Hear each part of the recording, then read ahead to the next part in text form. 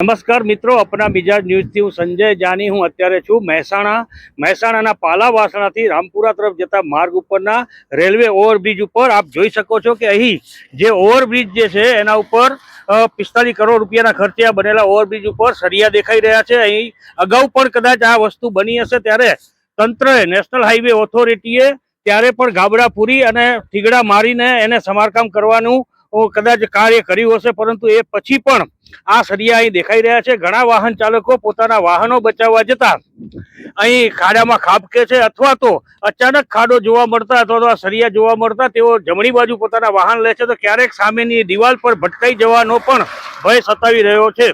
ઉપરાંત અહીં આવેલી જે ગણપત યુનિવર્સિટી છે ત્યાં સુધી અસંખ્ય વિદ્યાર્થીઓને લઈને આવતી સ્કૂલ બસો પણ અહીં અકસ્માતનો ભોગ બની જાય તેવી દહેશત ફેલાયેલી જોવા મળી રહી છે। ત્યારે નેશનલ હાઈવે ઓથોરિટીના અધિકારીઓ પોતાની એસી ચેમ્બરમાં બેઠા છે, પરંતુ લોકોના જીવની પરવા કરતા નથી। અહીં આગળ જીવનું જોખમ ગણાઈ રહ્યું છે અને જો કોઈ ગંભીર અકસ્માત થશે અથવા તો કોઈનો જીવ જશે તો શું નેશનલ હાઈવે ઓથોરિટી આની કોઈ જવાબદારી લેશે ખરું?